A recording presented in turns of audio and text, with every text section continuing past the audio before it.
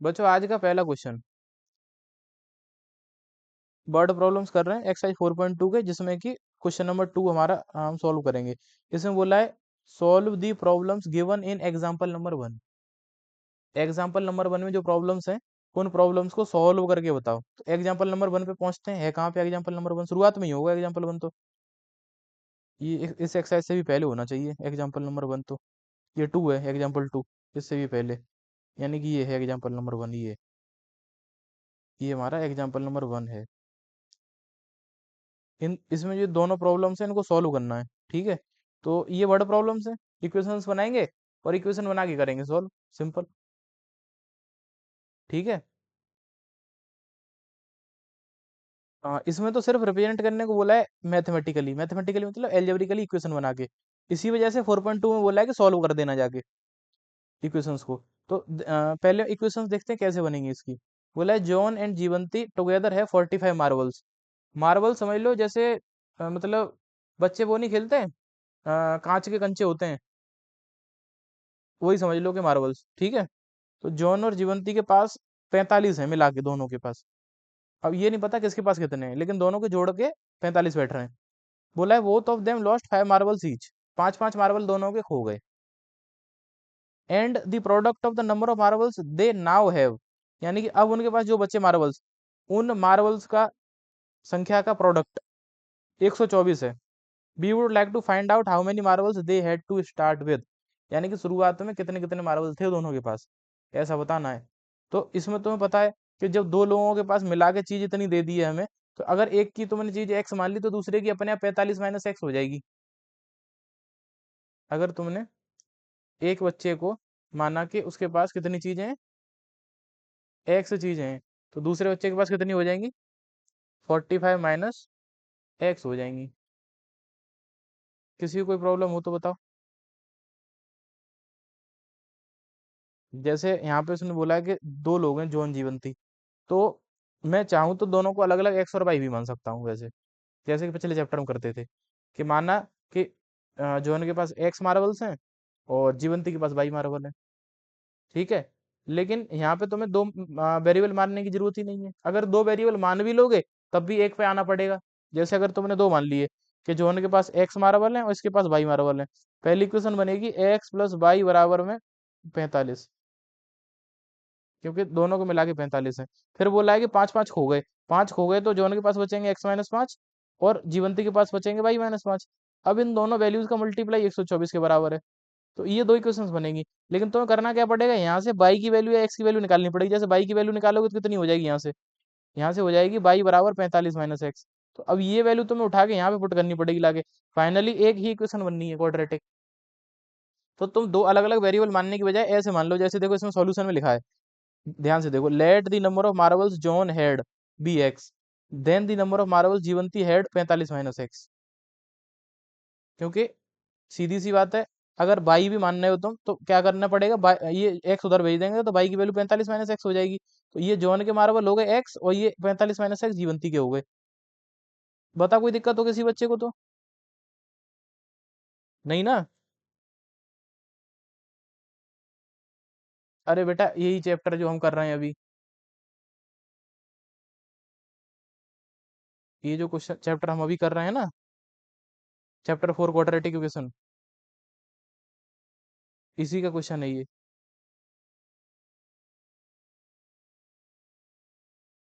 तो अगर नहीं समझ में आया किसी को तो बोलो मुझे एक बार।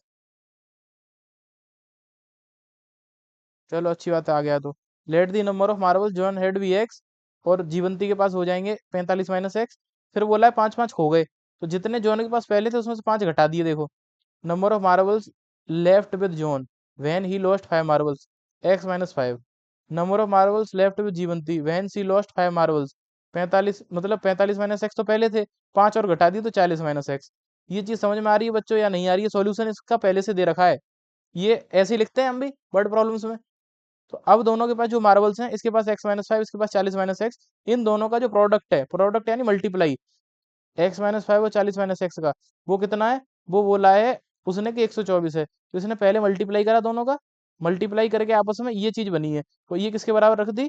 124 के, यानी इनका जो मल्टीप्लाई 124 रख दिया यहाँ से। इक्वल टू 124, तो इनका कर लिया आपस में मल्टीप्लाई। ठीक है, तो ये मल्टीप्लाई किसके इक्वल हो गया, 124 के इक्वल। यहाँ से बनी क्वाड्रेटिक। अब इस क्वाड्रेटिक को तुम्हें सॉल्व करना है।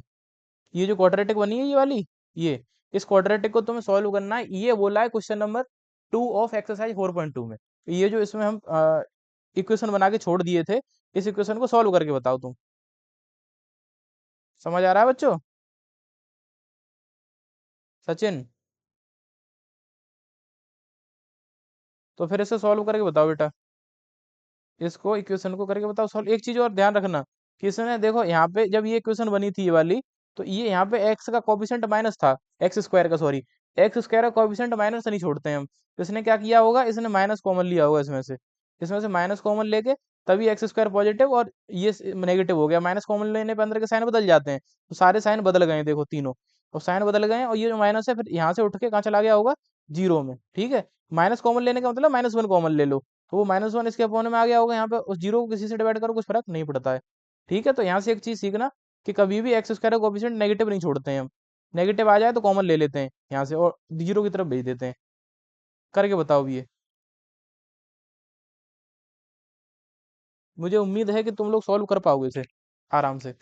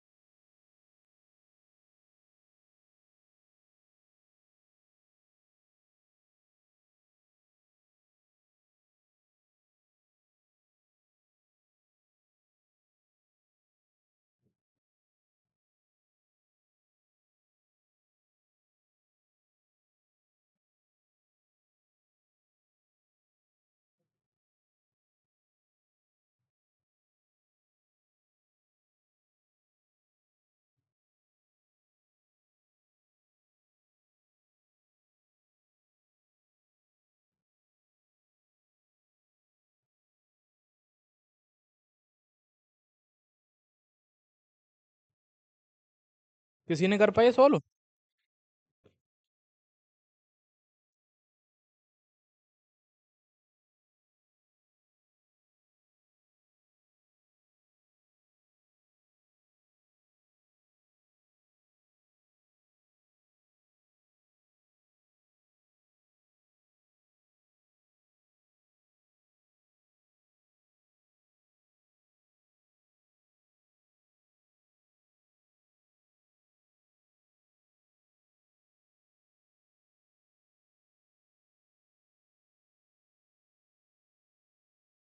देखते हैं, देखो।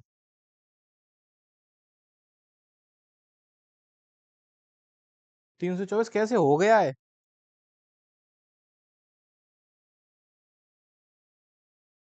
हाँ हाँ, देखो ऐसा है, इस स्टेप से समझना। ये था minus x square plus 45 x, minus 200 था। फिर उसके बाद में जो 124 है वो इधर उठा लाए हम, तो उधर पॉजिटिव इधर आके नेगेटिव। ये हो जाएगा माइनस का 324, 200 और 124। ठीक है, तो फिर माइनस ले लिया कॉमन, माइनस कॉमन लेने से साइन बदल गई, यही तो समझा रहा था मैं तुम्हें। समझ में आया? 36 and 9।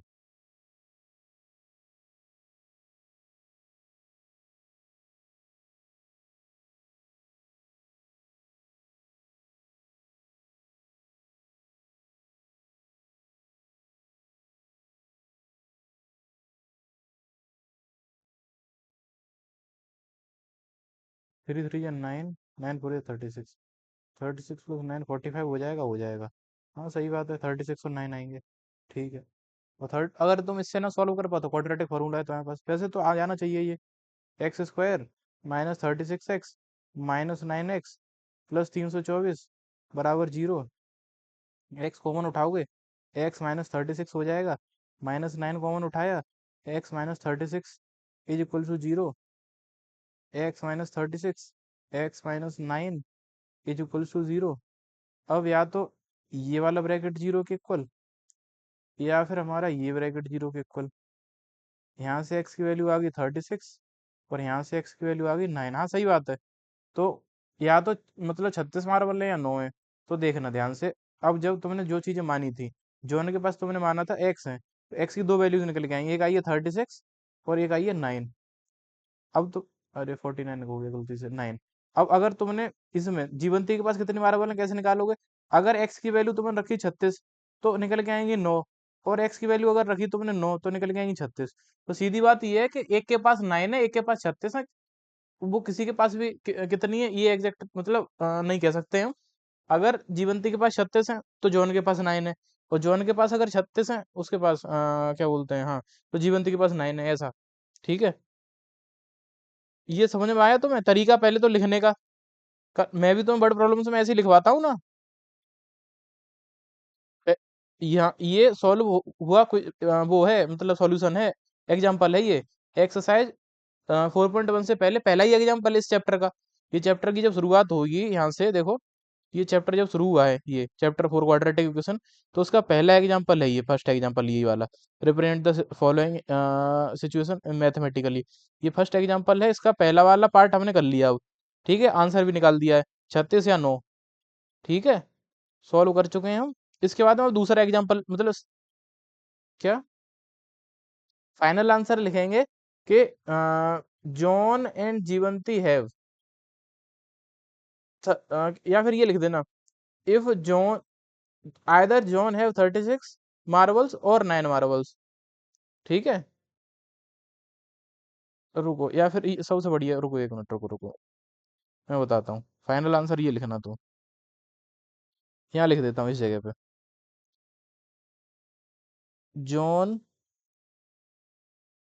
Have 9 marbles and then जीवंती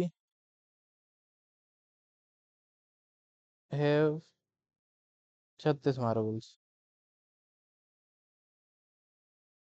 या फिर लिख देना आयदर, यहाँ पे आयदर लिख देना, either John have 9 marbles and Jivanti have 36 marbles, और जॉन हैव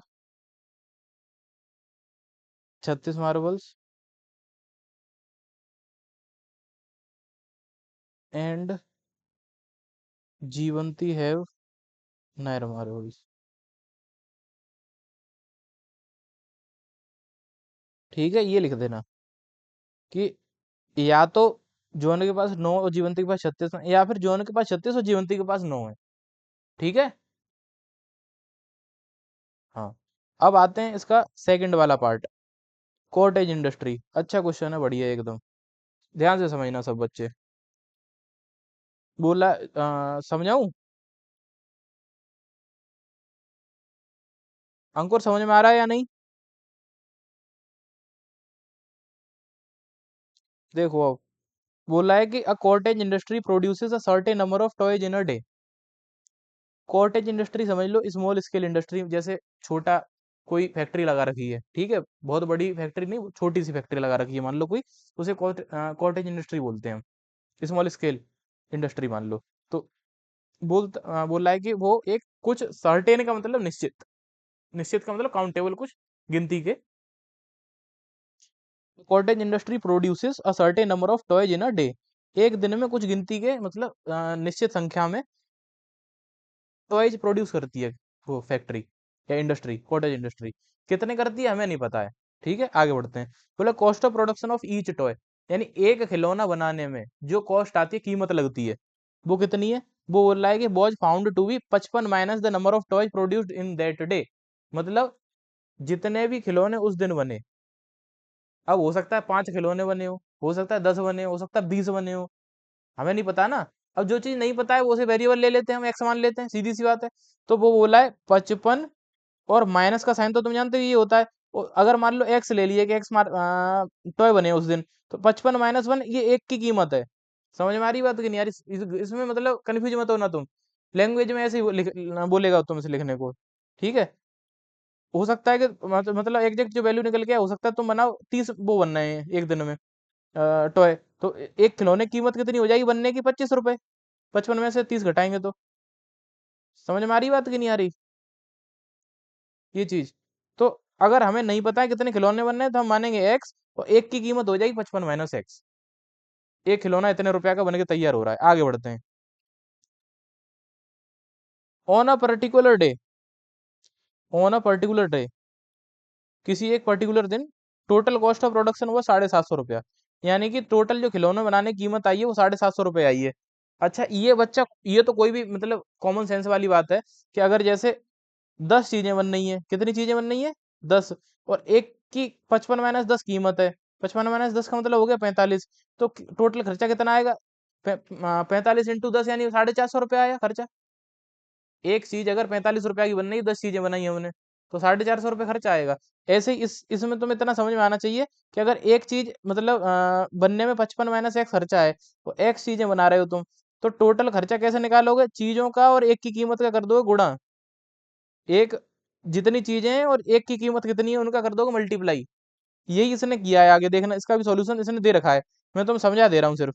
ठीक है, देखना ध्यान से। इसने क्या किया है कि माना इसने let the number of toy produced on that day X, that day be X, उस दिन जो खिलौने बने थे, मान लिया इसने कि एक्स बने थे।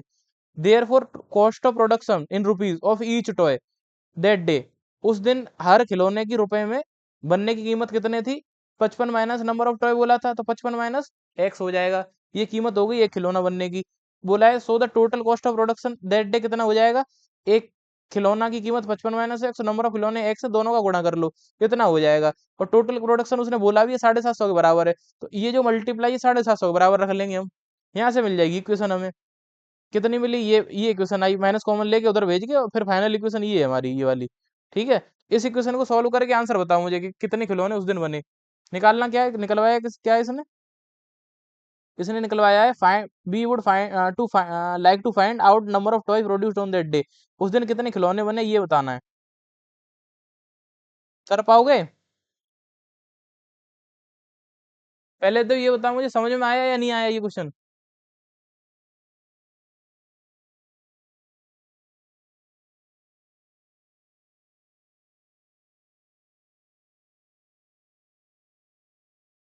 समझ में आया या नहीं आया?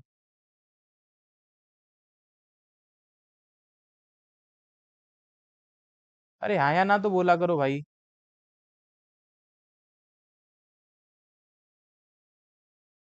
दोनों पॉजिटिव आ रही हैं?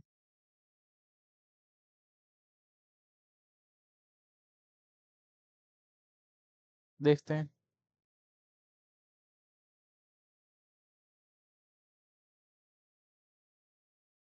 तो फिर दोनों आंसर माने जाएंगे, फिर क्या कर सकते हैं? कि या तो जो है 55, वो 30 खिलौने बने या 25 खिलौने बने। सिंपल सी बात है।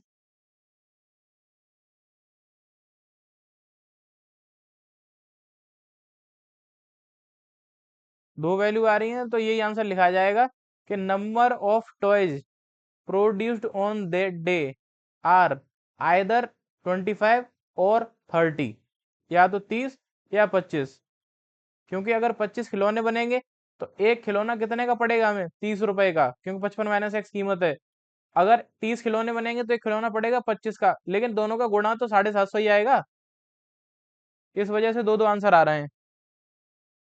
मल्टीप्लाई करके तो 750 आना है, इस वजह से डबल आंसर है इसमें। तो आंसर फाइनल फर्दर यही लिखना कि total number of toy produced on that day was या इज आइदर 25 और 30।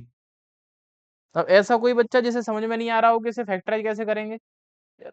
25 और 30 में ब्रेक हो जाएगा, क्योंकि 25 × 30 75 हो जाएगा।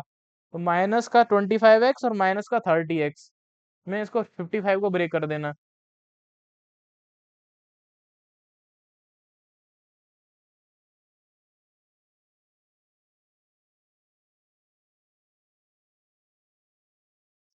अच्छा ऐसा एक क्वेश्चन और है, करके बताओ तुम लोग खुद से, यही वाला मतलब इक्वेशन भी खुद से बनानी है। सबने कर लिया ये? आर्यन कर लिया? दीपक? प्रिंस? चलो अच्छी बात है, फिर तो आगे बढ़ते हैं। ऐसा एक क्वेश्चन इस वाली एक्सरसाइज में और है 4.2 में, जो हम कर रहे हैं अभी, हमने ये मतलब एग्जाम्पल वन क्यों सॉल्व करा है पता है? क्योंकि अभी इसमें ये बोला है ना, एक्सरसाइज 4.2 के वर्ड प्रॉब्लम जिसमें कर रहे हैं, तो दूसरा क्वेश्चन यही तो है, सेकंड वाला, कि solve the problems given in example number one, इस वजह से हमने सॉल्व किए हैं वहां पे। ठीक है, इस वजह से वहां हमने सॉल्व किया है। अच्छा, अगर तुम्हें वो क्वेश्चन समझ में आ गया तो ये क्वेश्चन नंबर 6 करके बताओ तुम लोग, ये वाला, सिक्स्थ, क्योंकि ये भी तो वही है। Cottage industry produces certain number of poultry articles in a day, वहां पे टॉयज था, यहाँ पोल्ट्री आर्टिकल्स है, फर्क इतना है बस। सचिन कर पाओगे? सेम टू सेम है बिल्कुल, एग्जैक्ट, नो डिफरेंस, वैल्यूज अलग है बस।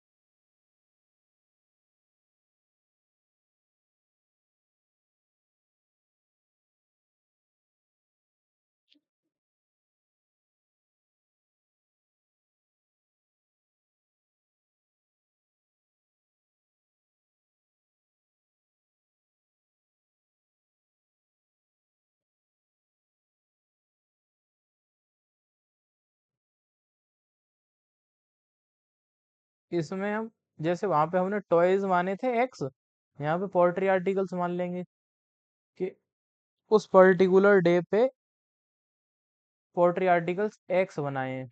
ठीक है, वहां पे एक की कॉस्ट कितनी थी, 55 - एक्स थी। यहाँ पे बोला 3 मोर देन, मोर का मतलब प्लस, 3 प्लस, और twice the number of articles, यानी कि 2x, number of article x है, तो ट्वाइस हो गया 2x, तो 3 + 2x हो जाएगी एक की कीमत। तो टोटल कॉस्ट ऑफ प्रोडक्शन 90 बोला है, वहाँ 750 बोला था। यहाँ, वहां पे हमने एक्स का वो 55 - एक्स का इंटू करके कितना लिखा था, 750। यहाँ एक्स और 3 + 2x का इंटू करके 90, बस फर्क इतना है। चलो तुम लोग भी करो, मैं भी करके बताता हूँ, इस क्वेश्चन को देखना ध्यान से।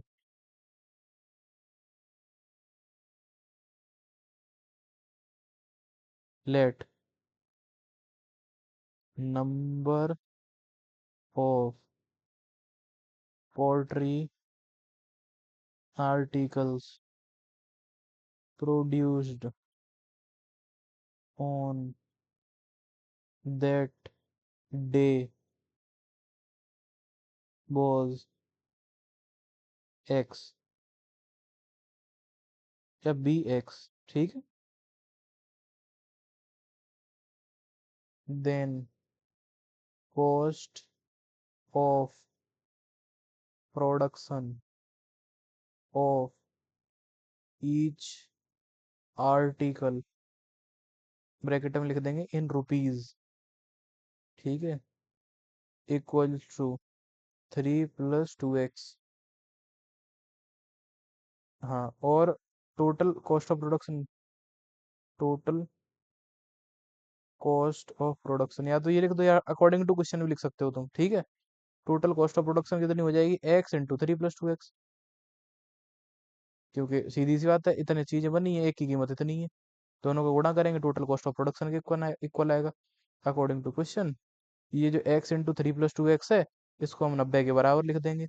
सेम टू सेम है, कोई बिल्कुल भी डिफरेंस नहीं है, बस वैल्यूज अलग अलग है, उसमें अलग थी, इसमें अलग है। ये हो जाएगा x × 3 3x हो जाएगा, और 2x² हो जाएगा, और 90 हो जाएगा। 90 इधर उठा लो, स्टैंडर्ड फॉर्म में लिखो तो 2x² पहले लिखा जाएगा, फिर 3x, 90 इधर आएगा तो माइनस का हो जाएगा, और इक्वल टू 0। अब यहाँ पे 90 और 2 का गुणा करेंगे, कितना आएगा, 180 आएगा। मेरे हिसाब से 15 और 12 का गुणा भी 180 होता है। तो 15 में से 12 घटाएंगे 3 आएगा। 12 पंजे 60, 6, 12 एकम 12 और 6 18, सही है, सही बात है। तो ये हो जाएगा 2x² और 15x माइनस का 12x माइनस 90 और बराबर 0। दो नहीं, दो नहीं आ रहा कॉमन, एक्स आएगा सिर्फ। यहाँ बचेगा 2x और प्लस 15। यहाँ से क्या आएगा कॉमन? तो 4 आ जाएगा, नहीं आएगा, 2 आ सकता है कॉमन। 2 आएगा तो यहाँ पे बचेगा तुम्हारा नहीं, 6 आ जाएगा कॉमन। 6 आ जाएगा कॉमन, हाँ। 6 आएगा कॉमन, तो यहाँ बचेगा 2x। तो या तो ये 0 के इक्वल, या फिर हमारा ये पार्ट 0 के इक्वल। हाँ, यहाँ से एक वैल्यू तो बेटा सही है तुम्हारी के, ये जो है एक्स की वैल्यू -15/2। देखो नेगेटिव में वैल्यू कैसे हो सकती है, कोई भी चीज़ है नेगेटिव में तो हो नहीं सकती। या फिर एक्स की वैल्यू 6 क्यों नहीं हो सकती नेगेटिव में? कोई बताएगा मुझे? क्योंकि फिजिकल चीजें नेगेटिव नहीं होती हैं। जैसे मैं बोलूँ कि हाँ, जैसे कि मतलब या तो तुम कोई भी चीज नहीं बनाओगे तो 0, या बनाओगे तो 1 2 3 कुछ तो संख्या होगी उनकी। लेकिन ऐसा थोड़ी कि -2 बनाइए आज, ऐसा नहीं हो सकता होता है रियल लाइफ में। ठीक है, तो इस वजह से यहाँ लिख देंगे it is not possible. Value जो है नेगेटिव नहीं आ सकती है, ये गड़बड़ है मामला यहाँ पे। ठीक है, तो एक्स की जो वैल्यू है हमारी 6 है, यानी कि पोल्ट्री आर्टिकल्स कितने बनाए हमने उस पर्टिकुलर डे पे? 6। अच्छा जी। और उसने कुछ और निकलवाया क्या? Find the number of articles produce and cost भी पूछी है। कॉस्ट भी पूछी है, तो नंबर ऑफ आर्टिकल्स तो हो गए कितने? 6। Good, very good. खुद से सॉल्व किया तुमने या स्कूल में करा दिया है? Very good. कॉस्ट एक की कितनी है? 2x+15 कितनी थी? 3 है शायद। हाँ, 2x+3 है ना। 3+2x, 3+2x ही तो लिखी है हमने की कॉस्ट, तो 3+2 × 6, ये हो जाएगा 3+12। 15, सही बात है, 15 रुपए। तो फाइनल आंसर लिखोगे तुम क्या? कि number of articles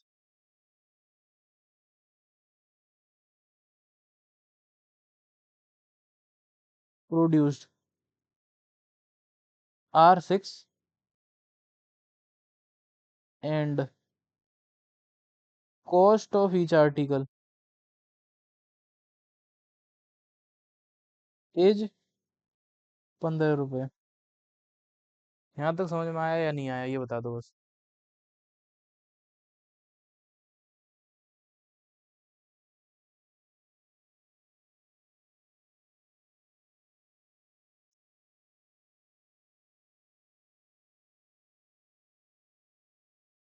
number of poultry articles कितने हैं? 6। और एक की कॉस्ट ऑफ प्रोडक्शन कितनी है?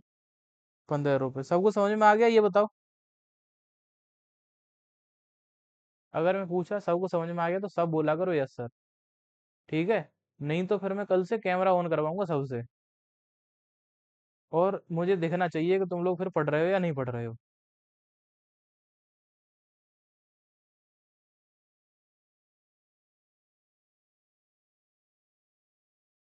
कल से सब बच्चे कैमरा ऑन करके बैठेंगे।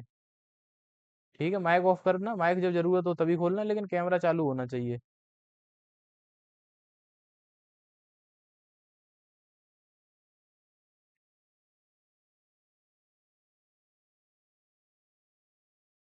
आगे बढ़ते हैं। तो ये पोल्ट्री आर्टिकल वाला मुझे लगता है क्वेश्चन सबको समझ में आ गया बढ़िया से।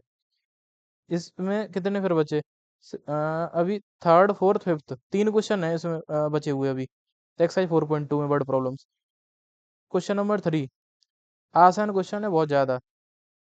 बोला है find the two numbers whose some is 27, product is 182। बताओ इससे आसान क्या क्वेश्चन मिलेगा तुम्हें?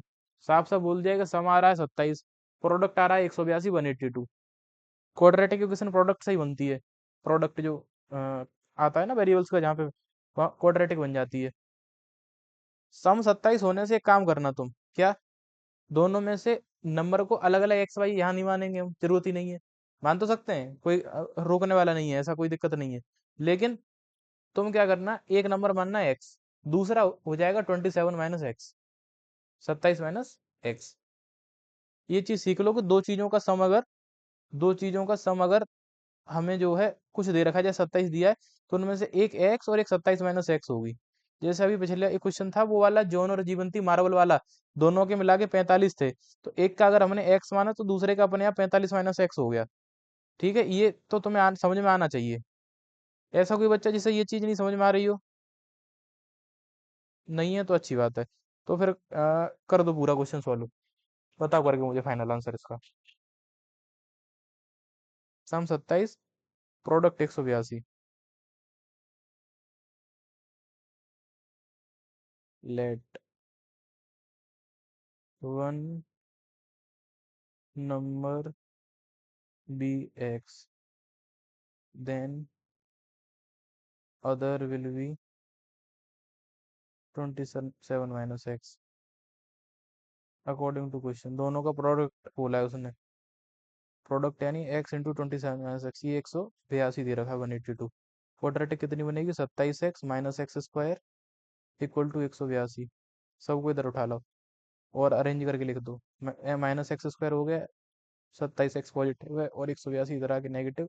फिर मैंने बताया था कि माइनस एक्स स्क्वायर का जो कॉफिशिएंट कभी नहीं छोड़ते, माइनस कॉमन ले लेंगे। माइनस 27x ये प्लस 182 बराबर जीरो। ये माइनस है वो उधर जीरो की तरफ जाके जीरो हो जाएगा।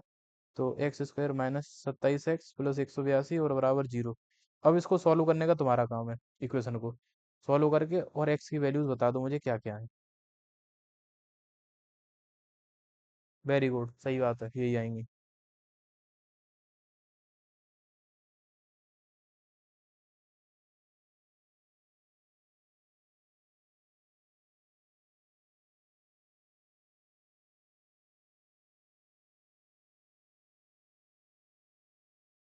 14 और 13 ही आएंगी।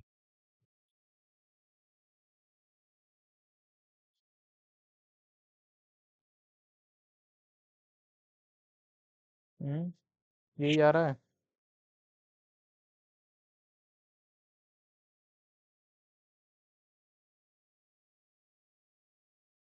-14 -13 में ब्रेक हो जाएगा ये। तो ये x-14 -13 कॉमन उठाओगे तो ये x-14 और is equal to zero. x-14 x-13 is equal to zero. या तो ये जीरो या फिर हमारा ये जीरो। यहाँ से x की वैल्यू आ जाएगी 14 और यहाँ से x की वैल्यू आ जाएगी 13। ठीक है, दूसरा कितना था? 27 माइनस एक्स। तो जब ये इतना 27 माइनस एक्स की वैल्यू क्या कितनी आएगी? ये हो जाएगी 27 - 14, क्योंकि एक्स हमारा 14 है तो ये 13 हो जाएगी। या फिर ये अगर जब 13 है तो 27 माइनस एक्स कितनी हो जाएगी? 27 - 13 यानी 14। तो यहाँ पे तुम अलग अलग वो आइदर और करके लिखने की जरूरत नहीं है, सिंपल लिख दो कि the required numbers are, the required numbers are 13 and 14। ठीक है, 13 और 14 नंबर हैं जो हमें जिसकी जरूरत है। ऐसा कोई बच्चा जैसे समझ में ना आया हो?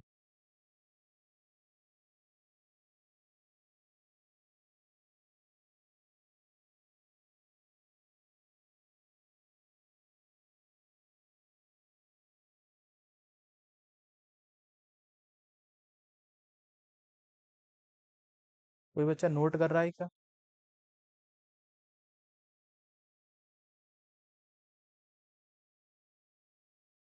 नहीं कर रहा कोर्स?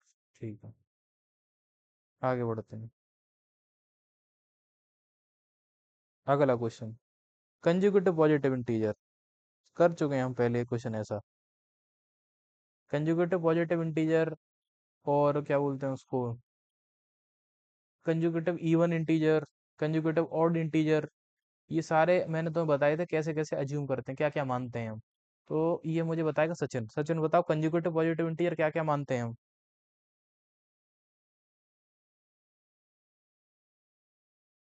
सीधी सी बात है, बिल्कुल सही बात है। तो यहाँ पे यही मानना, let two consecutive positive integers be x and x+1। ठीक है, उसके बाद कर देना। यहाँ पे प्रोडक्ट नहीं बोला है, वैसे ज्यादातर प्रोडक्ट देता है, यहाँ बोला सम ऑफ हुज स्क्वायर्स, उनके स्क्वायर्स का सम। तो अगर एक x है तो उसका स्क्वायर एक्स स्क्वायर हो गया, दूसरा x+1 है तो इसका स्क्वायर हो जाएगा x+1 का होल स्क्वायर। दोनों का सम है तो बीच में प्लस और इक्वल टू 100, सॉरी 365। यहाँ से ये जब होल स्क्वायर खोलोगे ए प्लस बी का, तो ये एक क्वाड्रेटिक बन जाएगी इक्वेशन, आराम से सोल्व कर लेना, दोनों आंसर मतलब एक्स की वैल्यू निकल आएगी, और एक्स की वैल्यू आ गई तो उसमें एक्स प्लस वन मतलब वन जोड़ देना, तो दूसरे वाला हो जाएगा नंबर।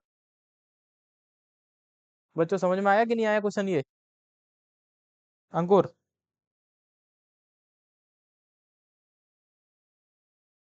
करके बताओ फिर मुझे आंसर इसका। तुम लोग करो, मैं भी करता हूँ, देखना मतलब कर लेना, फिर देखना सही किया है कि नहीं किया है। अभी मत देखने लगना इसमें से। लेट टू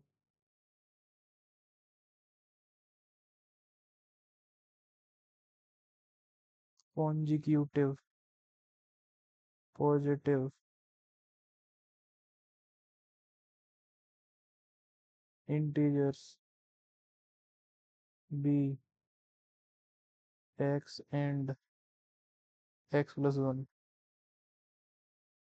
ठीक है, अकॉर्डिंग टू क्वेश्चन एक्स का स्क्वायर और एक्स प्लस वन का स्क्वायर 365, एक्स स्क्वायर इसका होल स्क्वायर खोलेंगे तो a square plus b square plus two a b, तो ये हो गया x square plus x square जोड़ के टू एक्स स्क्वायर, वन का स्क्वायर वन होता है प्लस टू एक्स, 365 इधर लेके आएंगे तो माइनस का और equal to zero, two x square plus two x minus 364 is equal to zero, दो कॉमन आ रहा है तो मैं दो उठा लूंगा common, x square plus six x minus 182 is equal to zero. ये तो पिछले क्वेश्चन जैसा कुछ कुछ लग रहा है मुझे, x square plus six x minus 182 और इक्वल टू 0.2 यानी जीरो। सॉल्व करना तुम्हारा काम है।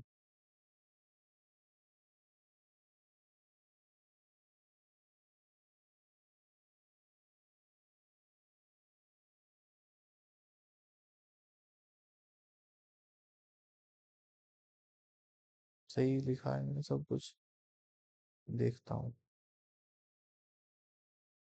हम्म।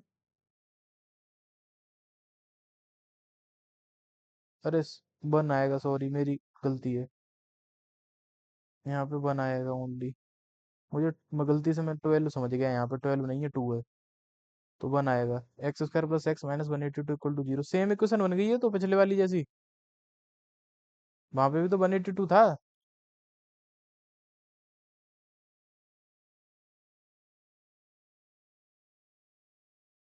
तुम्हें तो पता ही है किस किस्म में ब्रेक होती है। पिछला वाला क्वेश्चन किस किस्म में ब्रेक करा था, 13 14 में।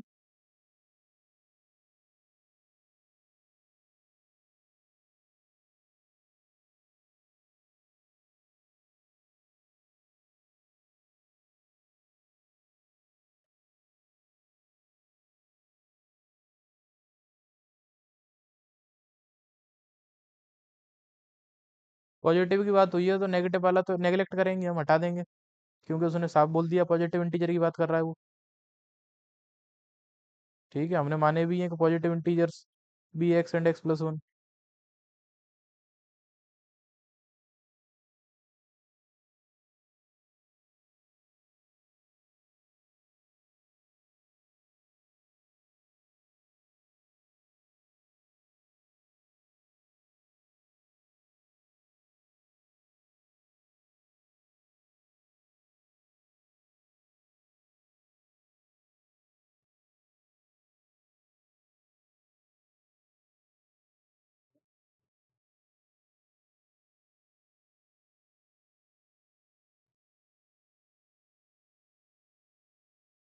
एक्स की वैल्यू 13 आ गई तो दूसरा कितना हो जाए, एक्स प्लस वन की वैल्यू कितनी हो जाएगी, 14, 13 प्लस वन। ठीक है, तो लिख दो द रिक्वायर्ड नंबर्स आर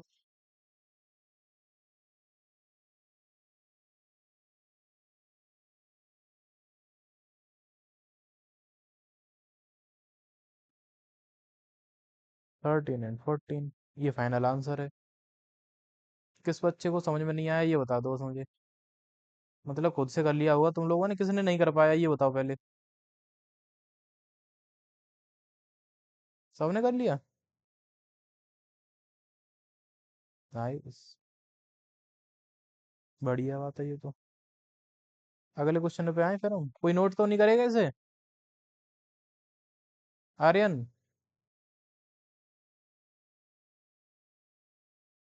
चलो अच्छी बात है। पांचवा। ये तो उस मतलब पाइथागोरस थ्योरम वाला लग रहा है मुझे। राइट एंगल ट्रायंगल की बात कर रहा है ये। पाइथागोरस लगेगी इसमें। राइट एंगल ट्रायंगल की बात करेगा अगर इस चैप्टर में, तो ध्यान रखना कि पाइथागोरस थ्योरम का कहीं ना कहीं यूज हो जाएगा। नहीं तो क्वाड्रेटिक इक्वेशन नहीं बन पाएगी। देखना एक बार पढ़ के ये बच्चों, और बताना कर पाओगे या नहीं कर पाओगे।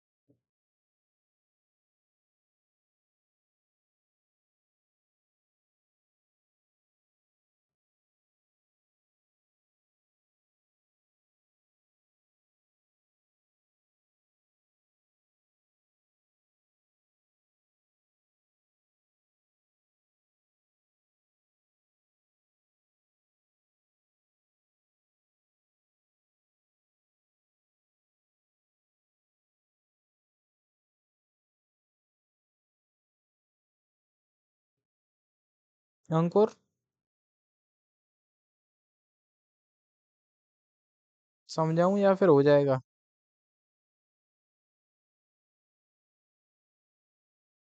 देखो, बोला है कि altitude of a right triangle is 7 centimetre less than it's base.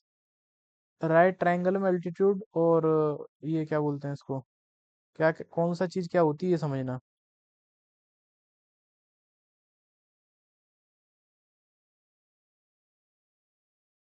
जैसे ये हमारा राइट एंगल ट्रायंगल है, ठीक है। तो इस राइट एंगल ट्रायंगल में ये जो है, ये वाला पार्ट अल्टीट्यूड कहलाता है। ये जो है, ये बेस कहलाता है। इस वाली साइड को हाइपोटेन्यूस बोलते हैं, ठीक है। क्वेश्चन ने एक चीज क्लियर कर दी है साफ। ये बता, हाइपोटेन्यूस इज 13। मतलब ये वाला जो साइड है हाइपोटेन्यूस, ये साइड, ये हमारी 13 सेंटीमीटर दी है हमें। 13 सेंटीमीटर। और बोला है कि altitude of the right triangle is 7 centimetre less, 7 कम है बेस से। ये जो बेस है, अगर तुम इसको एक्स मान लो, तो इसको अपने आप तुम x-7 मानोगे, क्योंकि उसने बोल दिया 7 कम है ये अल्टीट्यूड बेस से। अब समझ में आया कि नहीं आया?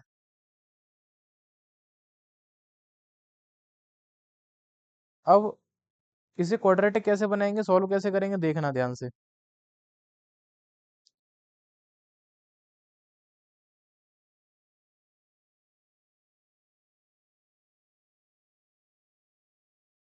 इसमें ये 13 सेंटीमीटर है हमें गिवन। ये हमने एक्स मानी है बेस, x सेंटीमीटर। ये x-7 सेंटीमीटर हो जाएगी। सबसे पहले तो हमें लिखना होगा कि let the base of the, मैं ये यहाँ से हटा रहा हूँ, right triangle, right triangle be x centimetre, ठीक है। x सेंटीमीटर बेस मान लिया, then altitude is equals to, altitude will B,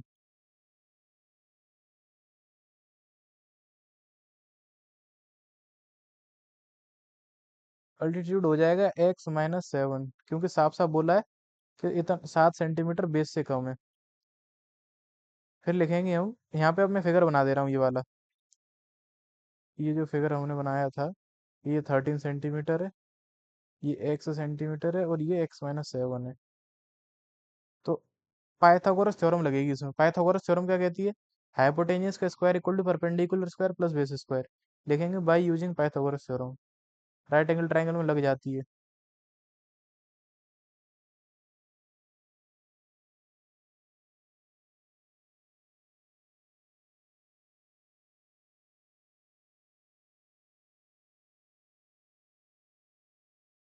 Pythagoras theorem का यूज करेंगे, hypotenuse square equal to perpendicular square plus base square. या मतलब इधर भी लिख सकते हो तुम ये चीजें, जैसे perpendicular square plus base square बराबर हाइपोटेनियस स्क्वायर। ठीक है, ये होता है। हाइपोटेनियस कितनी है? 13। परपेंडिकुलर कितना है? परपेंडिकुलर यानी अल्टीट्यूड। अल्टीट्यूड है x-7 का स्क्वायर। बेस कितना है? x का स्क्वायर। हाइपोटेनियस 13। कितनी आएगी? कौन सी वाली? बेस? अच्छा, बेस 12 आएगा तो अल्टीट्यूड अपने आप 7 हो जाएगा, वो 5 हो जाएगा, 12 - 7। इसको अब सॉल्व करते हैं। यहाँ से क्वाड्रेटिक बनेगी। एक्स स्क्वायर, 7 का स्क्वायर 49, और -2ab, तो 2 × x × 7, और प्लस एक्स स्क्वायर और इक्वल टू 13 का स्क्वायर 169, 169 होता है। ये एक्स स्क्वायर और लास्ट वाला एक्स स्क्वायर जुड़ के 2x² हो गए। और ये वाला जो 14x है, 7×2 = 14x, वो पहले लिख लूंगा 49, और 169 इधर आके नेगेटिव। इक्वेशन बनेगी 2x² -14x, और 9 में से 9 गया 0, 6 में से 4 गया 2, माइनस का 120 बराबर 0। यहाँ से 2 लेंगे कॉमन, ये हो जाएगा x² -7x -60 बराबर 0। 2 चला जाएगा डिवाइड में, x² -7x -60 बराबर 0। और इसको ब्रेक करेंगे तो 12×5 = 60 होते हैं, 12 और 5 में ब्रेक हो जाएगा ये। माइनस का 12x और प्लस का 5x -60 और इक्वल्स टू 0। यहाँ से x कॉमन उठाया तो ये हुआ x-12। यहाँ से 5 मैंने कॉमन उठाया तो x-12 और इक्वल्स टू 0। x-12 और x + 5, ये दो फैक्टर्स आ गए, इज इक्वल्स टू 0। तो अब जो है, या तो ये ब्रैकेट 0 के बराबर, या फिर हमारा ये ब्रैकेट 0 के बराबर। यहाँ से x की वैल्यू आ गई 12, और यहाँ से x की वैल्यू आ गई -5। साइड नेगेटिव होती नहीं है, लिख देंगे side can not be negative. ठीक है, लेंथ जो है साइड की नेगेटिव नहीं होती है, तो x की वैल्यू 12 आ गई।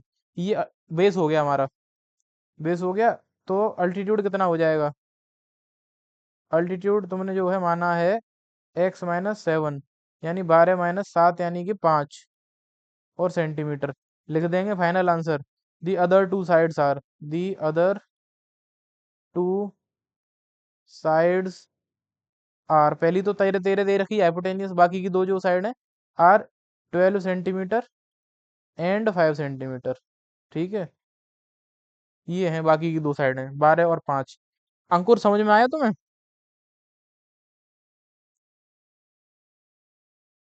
प्रिंस,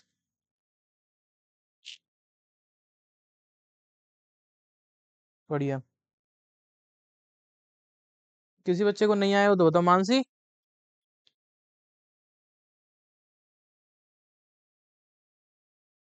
खुद से कर पाया था कि नहीं? Very good.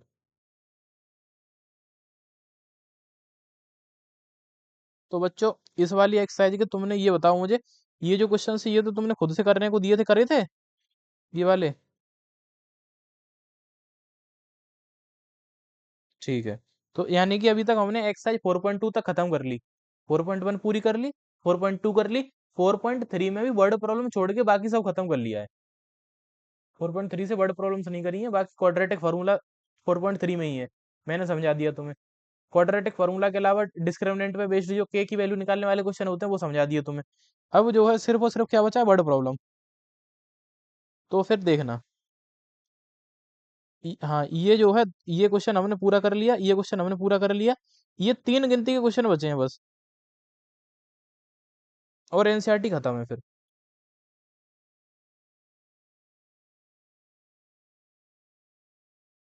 करें फिर ये वाला क्वेश्चन नंबर 3 इसका, 4.3 का।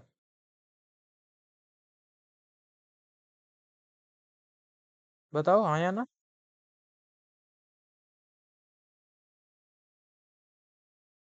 अमोल,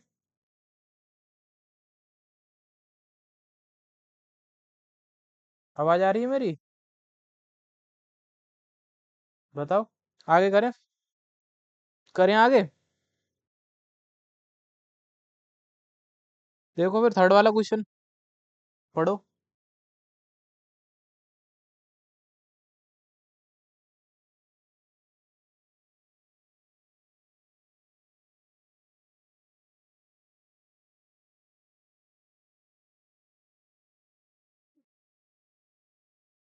थर्ड क्वेश्चन कह रहा है, is it possible to design a rectangular mango groove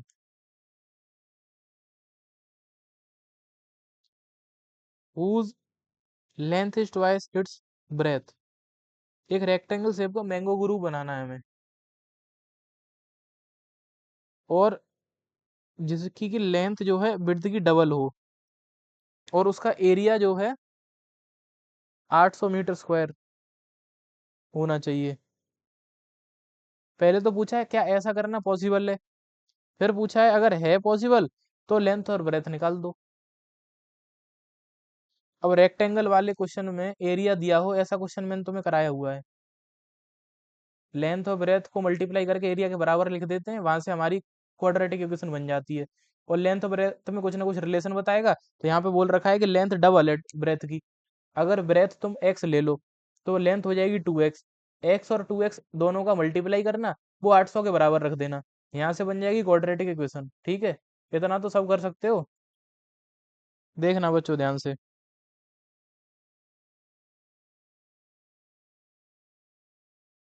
question number 3 है ये, एक्सरसाइज 4.3 का। Let the breadth of the rectangular mango, देखते हैं, ग्रूव बी एक्स मीटर्स। ठीक है, एक्स मीटर हमने क्या मान ली, इसकी विड्थ या breadth, then length is equals to, twice बोलिए तो 2x मीटर हो जाएगी। ठीक है, अकॉर्डिंग टू क्वेश्चन, क्वेश्चन क्या कह रहा है कि एरिया 800 है, एरिया बराबर 800 मीटर स्क्वायर है। एरिया होता क्या है, एल इंटू बी, यानी x इंटू 2x बराबर 800, ब्रेथ इंटू लेंथ, ये हो जाएगा 2x स्क्वायर। 800 इधर ले आएंगे तो एक माइनस 800 इक्वल टू 0। ये क्वाड्रेटिक इक्वेशन बन गई हमारी। पहले तो ये बताओ ये क्वाड्रेटिक है या नहीं है? क्वाड्रेटिक है क्योंकि एक्स स्क्वायर मौजूद है। एक्स स्क्वायर जब तक है और एक्स स्क्वायर से ज्यादा पावर का टर्म मौजूद नहीं है, मतलब एक्स के ऊपर ज्यादा पावर नहीं लगी है, ऐसा कोई टर्म नहीं है कि जिसके ऊपर स्क्वायर से ज्यादा पावर हो, यानी क्यूब या पावर 4 या कुछ 5 कुछ ऐसा हो, तब तक हम ये बोलेंगे कि ये क्वाड्रेटिक है। ठीक है, क्योंकि बीच वाला टर्म नहीं है तो इससे कंफ्यूज मत होना तुम। जो एक्स वाला टर्म होता है वो गायब है, उससे फर्क नहीं पड़ता है। अच्छा, उसने शुरुआत में एक चीज बोली थी, एज इट पॉसिबल, क्या ऐसा करना पॉसिबल है? ये तुम बिना इक्वेशन सोल्व करे बता सकते हो। पता कैसे सचिन, है कोई आइडिया कि बिना इक्वेशन को सॉल्व करे और हम बता पाए कि मतलब ऐसा कैसे?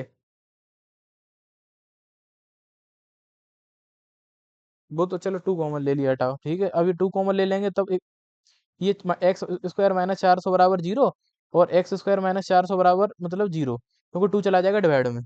लेकिन देखो फिर मतलब, सुनो बच्चों, हाँ सचिन, सही बात है ये कि डिस्क्रिमिनेंट की हेल्प से पता कर लेते हैं हम। मतलब तुम इक्वेशन सॉल्व करने से पहले, उसने पूछा ना इज इट पॉसिबल, इसका जवाब दोगे तुम डिस्क्रिमिनेंट निकाल के, इसका डिस्क्रिमिनेंट निकालो, और डिस्क्रिमिनेंट की वैल्यू अगर नेगेटिव आ जाए तो बोल दो ऐसा करना पॉसिबल नहीं है, क्योंकि इसके रियल रूट्स नहीं आएंगे। और अगर नेगेटिव नहीं आए, या तो जीरो आ जाए या फिर पॉजिटिव आ जाए, तो बोल दो यस, ऐसा करना पॉसिबल है। तो हम एक काम करते हैं, इसका डिस्क्रिमिनेंट निकालते हैं। डिस्क्रिमिनेंट होता है बी स्क्वायर माइनस 4ac। ठीक है, वो तो हो जाए। सुनो एक मिनट रुको, क्वेश्चन ने क्या बोला है, इज इट पॉसिबल। अगर ये नहीं बोलता तो हम डायरेक्ट सॉल्व करते। ठीक है, क्योंकि उसने बोला है इज इट पॉसिबल, पूछा है हमसे पहले कि ऐसा करना पॉसिबल है क्या, तो हमें डिस्क्रिमिनेंट निकाल के दिखाना पड़ेगा इसमें। ठीक है, तो डिस्क्रिमिनेंट निकालते हैं, बी की वैल्यू कितनी है, 0, और माइनस का आ जाएगा तो बेटा पॉसिबल नहीं होगा। देखो ये हो गया 4, ये हो गया ए, ये हो गया सी, प्लस का 1600 आएगा, डी आ रहा है प्लस का 1600, यही तो है। हाँ, डी की वैल्यू वाली आ रही है प्लस 1600। अच्छा जी। अब हम quadrate by using quadratic formula, चाहो तो तुम डायरेक्ट भी कर सकते हो by using quadratic formula. Quadratic से मैं निकाल दे रहा हूँ इसके roots. X equals to minus b plus minus under root b square minus four a c, या डी लिख दिया मैंने, अपॉन टू है। एक्स इक्वल्स टू बी की वैल्यू जीरो है, प्लस माइनस और रूट के अंदर 1600, और अपॉन में टू इंटू ए की वैल्यू कितनी है, one. X equals to minus zero होता नहीं है कुछ, तो जीरो प्लस माइनस और ये हो जाएगा 40, और अपॉन में दो। तो जीरो प्लस 40 कर लो तब भी 40 अपॉन दो ही रहेगा। तो एक्स की दो वैल्यू आ रही है, एक 40 अपॉन दो, एक मतलब माइनस 40 अपॉन दो। जीरो प्लस एक बार लेंगे हम, जीरो प्लस लेंगे तो जीरो प्लस 40 40 हो जाएगा, एक बार जीरो माइनस लेंगे, जीरो माइनस 40 होगा। ठीक है, तो एक्स की वैल्यू एक आ गई 20, और एक एक्स की वैल्यू आ गई -20। तो नेगेटिव तो लेंथ होती नहीं है किसी चीज की, लिख दो it is not possible. Rectangle की साइड नेगेटिव नहीं हो सकती, नॉट पॉसिबल। ठीक है, नेगेटिव होना, तो एक्स की वैल्यू आ गई 20। और ये तो हो गई विड्थ, लेंथ कितनी हो जाएगी, लेंथ क्या थी तुम्हारी, 2x थी, तो यानी कि 2 × 20, आंसर आ जाएगा 40। ठीक है, तो ऐसा करना पॉसिबल है। पहले तो यहाँ लिखेंगे इस जगह पे, जब ये आया ना डिस्क्रिमिनेंट तुम्हारा कितना आया था निकल के, ये तो लिख देंगे यहाँ पे comma, yes it is possible, it is possible to design such mango groove. ठीक है, आगे लिख देना it is, yes it is possible to design such a rectangular mango groove. ठीक है, और इसके बाद में एक्स की वैल्यू निकाल ली हमने, जो कि दो आई है, नेगेटिव वाली हटा देंगे, पॉजिटिव वाली ये हो गई। लेंथ विड्थ निकल आई, डायमेंशन आर।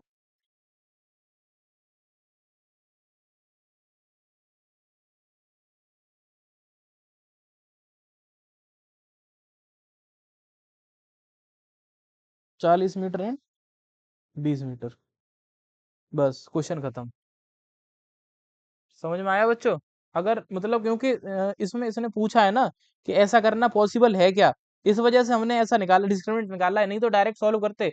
और क्वाड्रेटिक फार्मूला की भी जरूरत नहीं पड़ती इसमें तो, क्योंकि ये तुमने चैप्टर 2 के अंदर ऐसे सवाल मैंने कराए हैं तुम्हें, जहाँ पे ऐसी इक्वेशन बन जाती थी जैसे ये है। तो हम क्या करते थे, कुछ नहीं, सीधा का सीधा ऐसे करते थे, एक्स स्क्वायर बराबर 400। ठीक है, एक्स बराबर प्लस और माइनस और रूट का 400। तो यहाँ से एक्स की वैल्यू कितनी आई, +-20 आ गई कि नहीं आ गई, +-20 ही तो आ रही है। यहाँ पे भी देखो प्लस और -20 आई है, +20 -20, क्योंकि हमने जो है डिस्क्रिमिनेंट निकाला, इस वजह से मैंने क्वाड्रेटिक फार्मूला यूज कर दिया। नहीं करो तो कोई दिक्कत नहीं है। ठीक है, क्योंकि तुम्हें आता तो है ही। वैसे इन पर्टिकुलर क्वेश्चंस, ये वाली जो एक्सरसाइज है ये पूरी क्वाड्रेटिक फार्मूला की ही एक्सरसाइज है, ये वाली 4.3। तो जब तुम फेयर नोटबुक में अपने स्कूल में करो तो क्वाड्रेटिक फार्मूला से ही कर देना, जैसे मैंने कराया वैसे कर देना प्रॉपर। बोर्ड में क्योंकि ज्यादातर पूछता ही नहीं है कि कौन से तरीके से करना है, जैसे भी करना चाहो वैसे कर लो। वर्ड प्रॉब्लम में तुम्हें बोलेगा नहीं कि कौन से तरीके से सॉल्व करोगे इक्वेशन, जो तरीका सही लगे उससे कर लो। ठीक है, ज्यादातर बच्चे सब क्वाड्रेटिक फॉर्मूला की बजाय वो करते हैं, स्प्लिटिंग मिडिल टर्म फैक्टराइजेशन, क्योंकि उसकी आदत हो जाती है बच्चों को, इतने ज्यादा क्वेश्चंस करते हैं। तो बच्चों आज की क्लास यहीं तक, कुछ किसी को पूछना हो तो बोलो।